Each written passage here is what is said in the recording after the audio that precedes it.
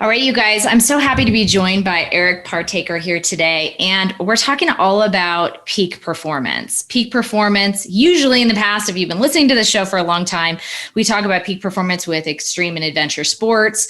And as that relates to the company you're building, basically, so you can have more time to take off and play with your extreme and adventure sports.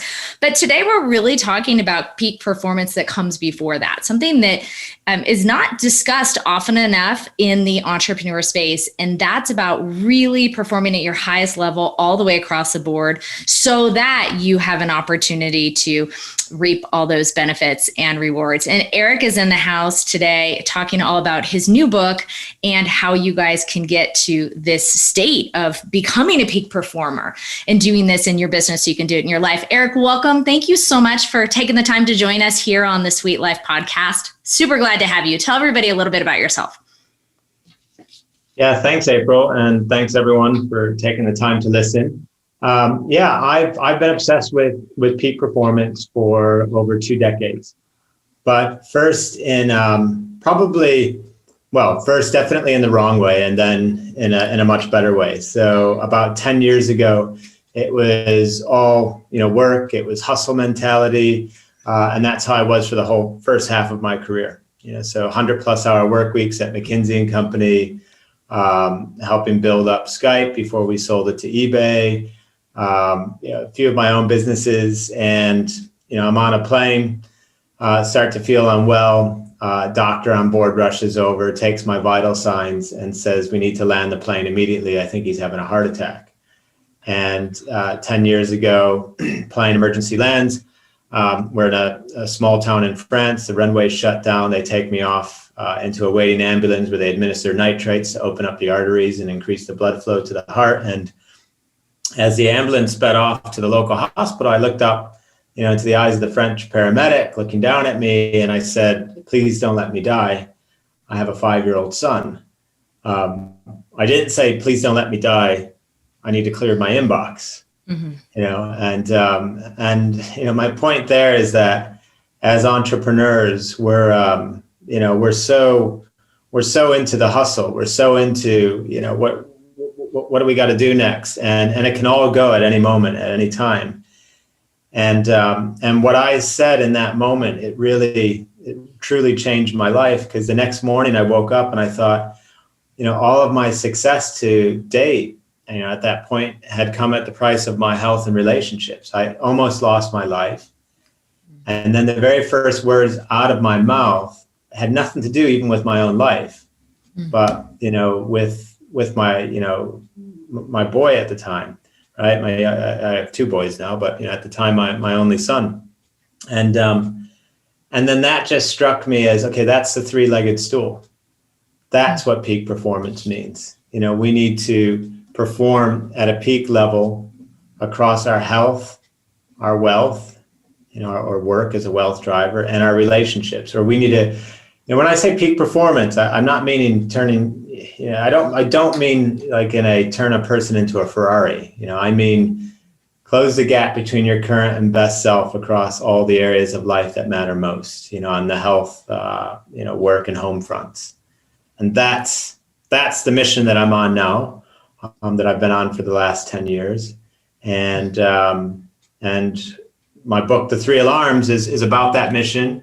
And it's about how I've codified it as, if you want to reach your best on the health, wealth, and relationship fronts, you need to do it through IPA. So like the beer, but better for you. And the IPA standing for identity, productivity, and anti-fragility. Yeah, and thank you so much for sharing your story. You guys that watch the videos of these, any sort of story like that, I'm here like tearing up behind the scenes. But I understand that there are so many people that are on their way to hit that point without what you're talking about in this book. And, praise God, you were able to come back and figure it out and, share it with the rest of us and really be able to leverage this to the next level. And come in here and step in and help entrepreneurs. And so this is a perfect episode. Before we were recording, I was thinking, God, when are we going to air this? And this is a perfect one to kick off 2021, because some of the things that you're talking about, we all want 2021 to be different than 2020. And it wouldn't it be nice if we just woke up and the whole entire world was glittering on January 1st and everything was perfect again. And it's okay to want those things. But what we know is that we need to have a plan regardless of what comes about. And that's what you talk about here in your book. And I love that. Now, you have worked with really high level executives and entrepreneurs, and your work in the past and getting people results in this has really been extraordinary. And so I'm super excited to dig into what we're talking about on today's show. So you say how to become a peak performer with IPA, identity, productivity, and anti-fragility. Let's go ahead. Can you dive in a little bit and let's kind of dissect each one of these things so our listeners have an idea of some immediate actions in some areas in their life that they can rebalance or correct or take a look at and make some adjustments. Can we dive into IPA or do that IPA and the identity first? Yeah, let's do it. I'll talk about each, why each, and a practical tool. In the book, I give loads of practical tools, but we just give like one quick win takeaway for each section. And let's go ahead and say this too, if I can just interrupt. You also said all of our listeners are going to get a free digital copy of your book, and we will make sure that is a huge gift, you guys. And we'll make sure that is the link to that is in the show notes for this show at sweetlifepodcast.com/208. So let's go ahead and dive in.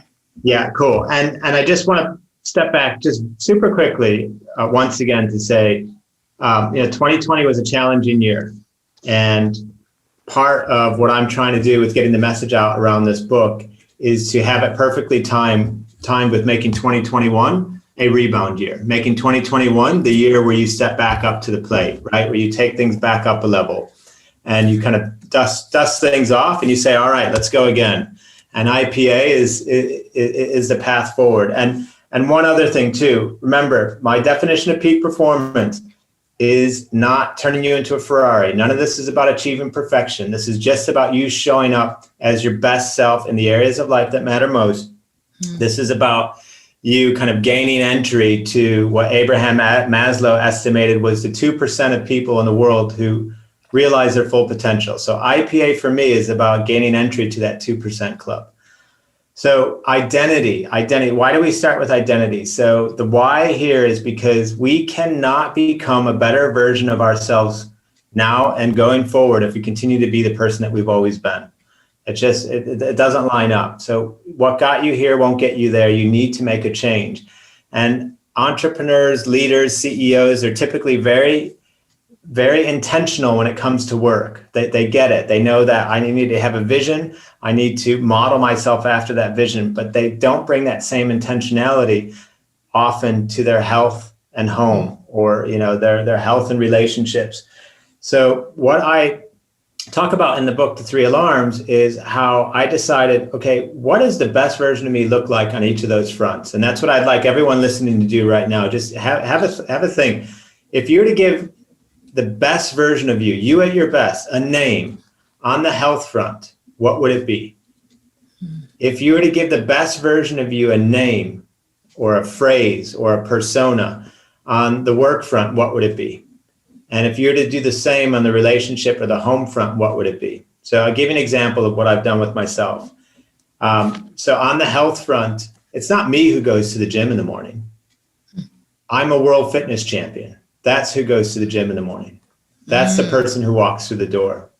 And when I'm in a particular exercise and I get to the 8th rep and I'm not sure if I'm going to get to the 10th, a little voice goes off in my head and says, of course you will, because you're a world fitness champion. And that's all being driven by identity, because behavior follows identity.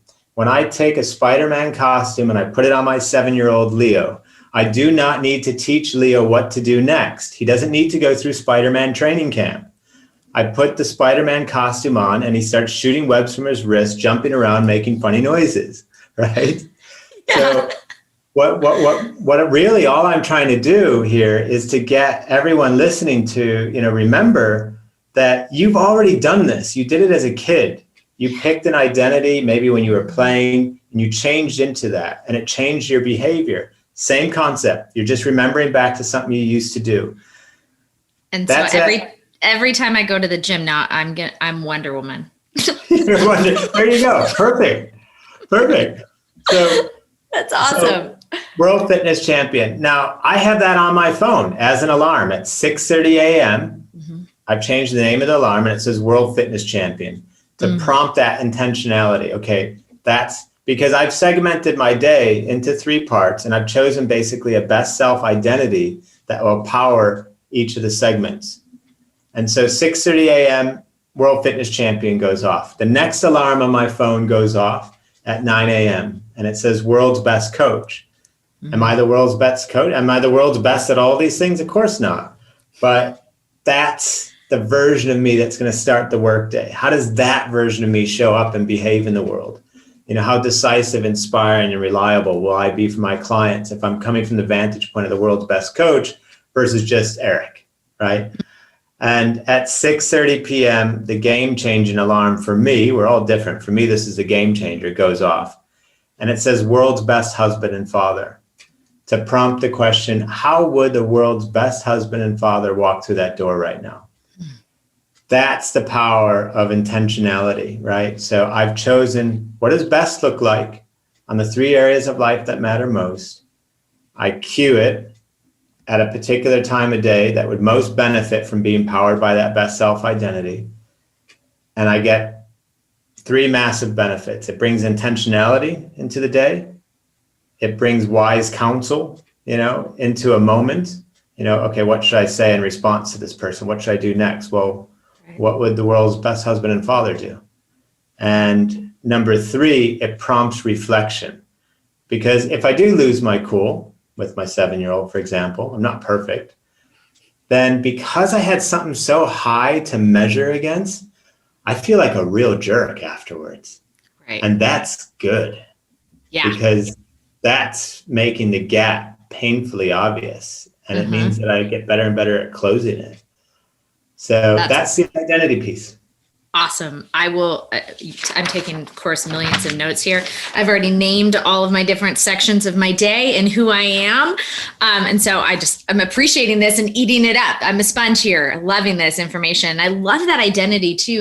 And it's so true. Like, when along the lines did we forget who we believe that we are rather than, what the world tells us? And so, and I love that. And you're so right about the fact that as entrepreneurs, we are so apt to believe that before in our business, but maybe not so much in our health and our personal lives. Those things for sure are not the same. Maybe it's because money doesn't drive it. And it's not because they aren't as important to us. Well, maybe the health at first, but so I think this is super awesome. Loving this so far. So let's talk about productivity.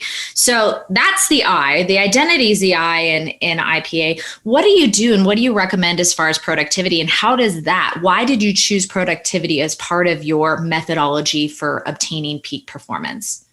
Yeah, great question. So context, then, setting. So first we start with, well, who is it that we want to be? That's the identity piece. So now we're operating from the vantage point of our best self in the 3 areas of life that matter most. So what do we do now to make progress? Because we're just awesome, but we're standing still, right? Right. And we need to progress. We need to climb the mountain now, right? And so we do that through action. So that's why we talk about productivity, because knowledge isn't power anymore these days. I can Google anything and be knowledgeable about it within seconds. Knowledge is not where the game is played. It's about taking consistent, persistent, deliberate action. That's where the game is played. And that's awesome. Why we need to optimize ourselves for productivity, because we don't want to just be taking any action. We want to take the right action and most efficiently. Right? So smart. So there's loads I go into in the book in productivity. It's such a big thing that although the IPA acronym is only 3 letters, I had to do productivity planning and productivity execution. Because it's about, plan, execute, right? Right. And I think before you go into it, you're an expert in this. Did you realize that? I know a lot of entrepreneurs that have the best laid plans, but then zero ability to execute. Is that why, in your experience of dealing this, entrepreneurs, we can think of these, oh, this is going to be the plan. We can even set the plan, lay the plan out, the steps of the plan, reverse engineer the plan, Gantt chart the plan, whatever it is. But then actually doing it, tends to be a lot harder. So is that because we all struggle in this? Terribly? Well, I was a chronic over planner, right? And so I would just plan. The other thing, though, too, that I noticed with myself was that I was also a world-class procrastinator. And it may have something to do with the entrepreneurial mindset because of our tendency to dream and to, think about, big opportunities and the next big thing. It's almost like this, proneness for distraction, right? Or at least it was for me. And so I had to transform myself from a chronic procrastinator to a super producer. And I can't go into, we won't have time to go into all the productivity tools, but I want to drive home one in particular that I think is mind-blowing. So the average person loses, and this data I first picked up, by the way, from the book, The One Thing. The average person under observation loses 28% of their workday to multitasking ineffectiveness. So the person thinks that they're multitasking in an efficient way, but what they're really doing is they're doing what's called task switching, going from one thing to the next very, very rapidly. And that leads to a 28% loss in the day, because rather than sticking with one thing, they're jumping around. So when they get back to the thing that they originally intended to work on, they've lost their place. They have to retrace their steps. They have to regain their momentum. All of this leads to lost time. 28% loss of a day. Now, the book just leaves the stat right there. And I thought, hang on a second. This is like not doing that stat justice. So I took that number and I said, well, let's extrapolate that across. Let's generously take off 6 weeks for vacation in a year. So let's do 28% loss against 46 work weeks. That means that the average person is losing 13 weeks a year, which is an entire calendar quarter. So of course you don't feel productive. Of course you don't feel like there's not enough time for everything. You've lost a whole quarter every year. Because you aren't productive and because you have lost all that time. Yeah. You're right. You're stuck in this right now. Imagine if you're playing a game of basketball and you're going against the competition. You get to the end of the third quarter, and then news to you, somebody says, oh, by the way, we forgot to tell you, but you and the rest of your team had to sit out the fourth quarter. And you're like, huh? And you're like, well, how do we even have a chance of winning then? And they're like, oh, you don't. Yeah, you don't. Yeah. And so if we extrapolate that across a 40-year career, that means that the average person loses an entire decade. What could you do with an extra decade? That's like 2 more careers potentially. Wow. So what's the problem here? The problem is people just jumping around too much throughout the day, letting their phone disturb their focus and the concentration, having too many browser tabs open, notifications coming in left, right, and center. All of these lures to kind of guide us off, our path for peak performance, our path for realizing our full potential. That's the issue. And so what we have to combat all of that with is developing the power of single tasking, which is a bit of a lost art, especially nowadays with smartphones. Single tasking is nothing more than making sure you stick with what you're working on for a good chunk of time, at least 30 minutes, provided there's 30 minutes of work to do. I like to shoot for 30-minute chunks throughout my day, and then I take a break after 30 minutes. And the way that you can develop the habit of single tasking is by becoming a lawyer for a few weeks. And what I mean is that lawyers timesheet their days, right? Because otherwise they don't know where to assign the client time. Right. And I thought about that. And when I thought about that, I thought, well, if a lawyer can do this every single day as part of their career, then I certainly should be able to manage it for a few weeks. And so all I did was I had 4 columns: activity, start time, end time, total minutes. And I literally recorded every single task I did from the time I woke up to the time I went to bed. Kind of before and after work, I was more like grouping stuff together. It's like getting ready, for example. But once I started the workday, it was everything. So working on presentation, 9 to 9:13, 9:13 to 9:17, LinkedIn, 9:17 to 9:20, Google search. Right. 9:20 to 9:23, reheated coffee. Right. and check Twitter. And yeah. And the alarming thing that it revealed was just how much task switching was going on. On the first day that I did this, I had 77 entries in my workday. Wow. Because I was bouncing around unknowingly from one thing to the next. So when you do this, it does two things. One, it raises an unprecedented level of awareness in you in terms of where is my time actually going and how often am I switching and bouncing around. And then two, it starts to become kind of painful when you have to, for the third time, for example, on a day, write Facebook, 23 minutes. Right. Right. It's really eye-opening. I can see how that would be incredibly eye-opening really, really fast. And gosh, I just think that there is so much lost time. By the way, The One Thing is one of my favorite books of all time. And we'll make sure that the notes to that book as well are in the show notes for this show. And I think that one of the things that you're saying here was really, really interesting, the art of single tasking. So when we single task and chunk our time and block calendar or block and tackle and do those things, how fast and how much more of an increase do you see in productivity in your clients that you have do that? Is that like instant results that they're seeing when they actually change these, or what are your case studies working with clients who've really tried to apply this? Yeah, that's a great question. So we're not machines, we're not robots. And so what that means is that we can't actually reclaim, the entire 28%. And then that may lead you to believe that, okay, so then I can't actually get the full quarter back. But that's actually not true.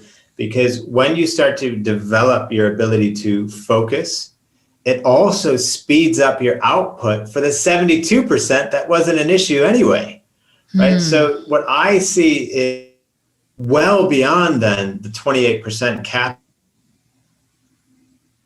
It's almost like people are becoming twice as productive as they previously were. And that's life-changing, right? Because you're producing more with the time you have.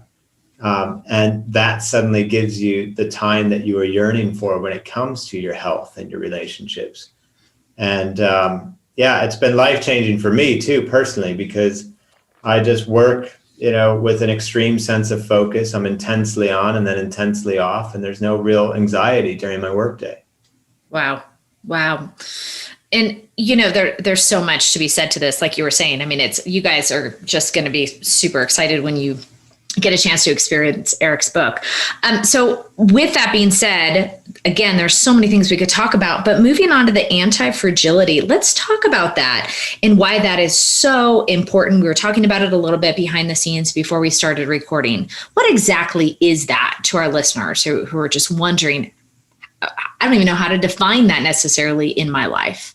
Yeah. Okay. So let's play a game. Let's say that you are a shipping container, and my question would be, well, what does the container or the crate, say on the side? If you're that crate, what's your label? Is it fragile? And then that means you get hit a couple times, you break. And then my question to you would be, well, what's the opposite of being fragile? And then you'll say probably something like robust, or strong. Robust and strong synonyms, so that just means that, okay, I can kick you a few more times but eventually you break.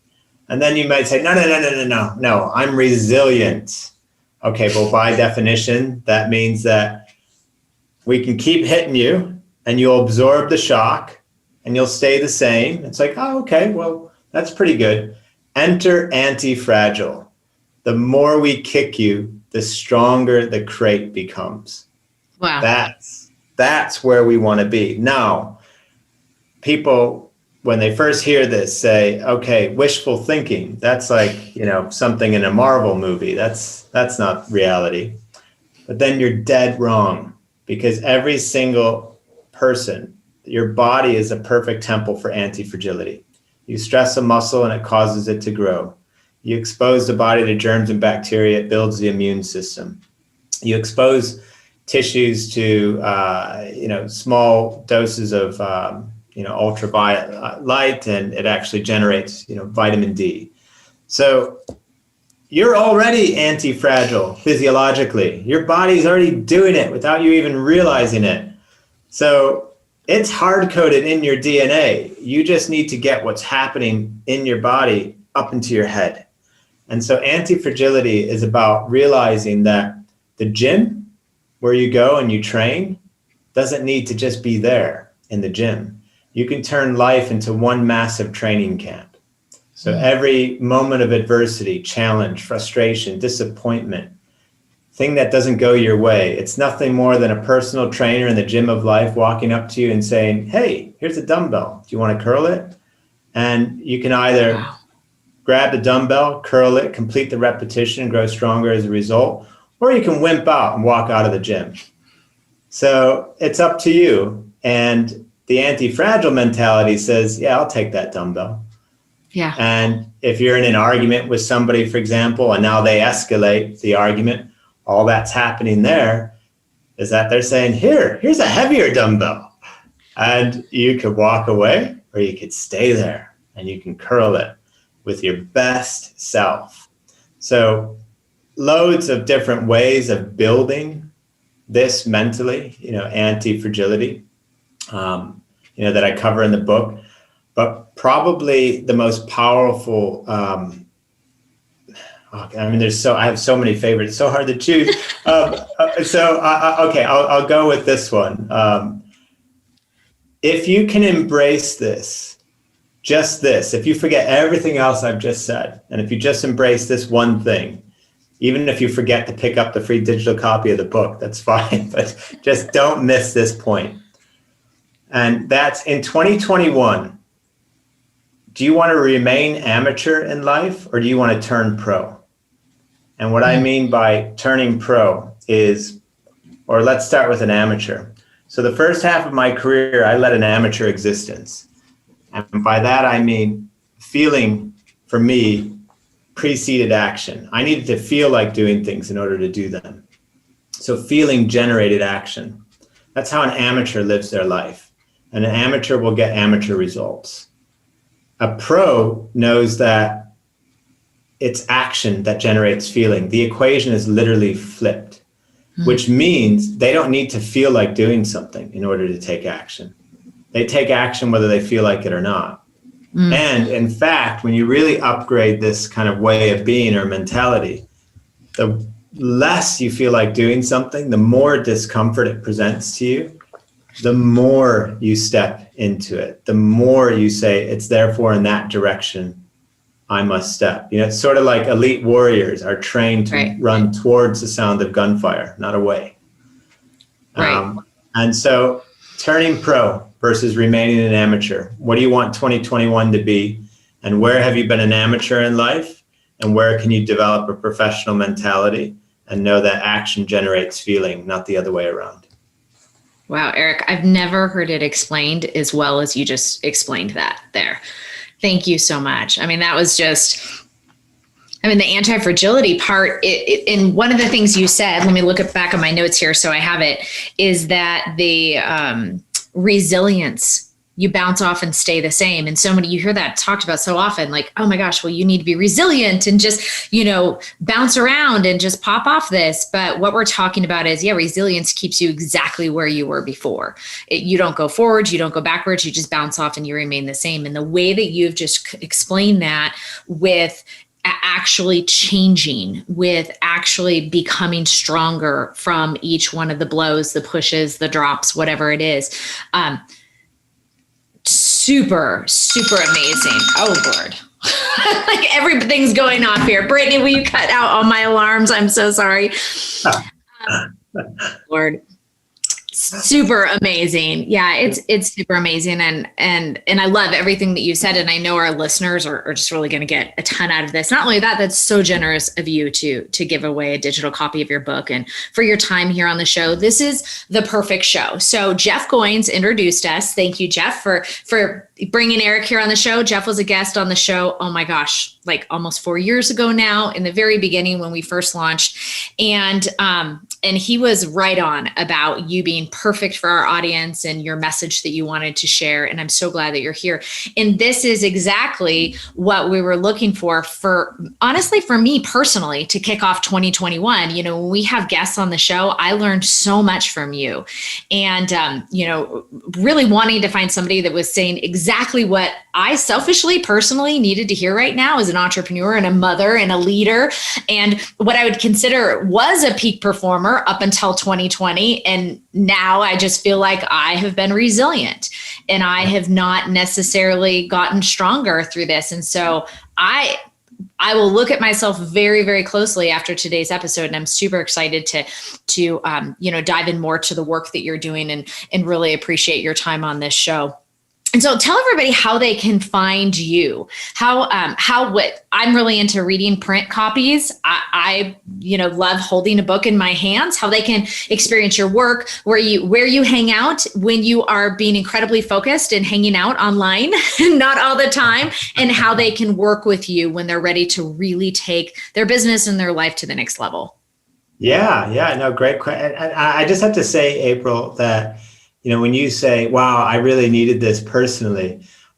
Hey, me too. The reason that I've done like all of this is not because I wasn't born thinking this way. I had to become an expert about all of this stuff because I really needed it. I needed to become anti-fragile. I needed to become more productive. I needed to start living more intentionally. So we're all on the same boat on that. So I just wanted to say that. The book. If you like print copies of the book, please head over to Amazon, amazon.com, amazon.co.uk. I'm based here in London, in the United Kingdom, but either Amazon will have the book. If you head over to my website at Eric with a C, Eric Partaker, just like it sounds, partaker.com. Got a free digital copy of the book waiting for you there. And I have some free 3-part video training with worksheets as well waiting for you there that will help you further embed some of the concepts in the book. I'm coming out with an entire video course that I'm filming actually this week, like over 40 different modules, all about IPA, which will be available on the website by the time this airs. So, and then if you're listening and you're like, look, I think I'd benefit from even just a chat, a single kind of peak performance insight session, which I run, on a free basis with people. Or if you're like, I need a coach or any of that, then just get in touch via the website and, we can have a chat. I basically, I'm looking after at the moment 24 CEOs, entrepreneurs, other coaches, and they're running everything from billion-dollar businesses down to pre-revenue. They're just getting their funds raised to start their business, but they all share the same quest. They want to close the gap between their current and best self. They want to reach their full potential, and they want to do it multidimensionally. And then my email, eric@ericpartaker.com. So there you go. Awesome. Thank you so much. And we'll make sure all those links are in the show notes today. And just thank you so much for your time. I am super stoked to kick off 2021 with you, Eric, and great to be connected with you. Thank you.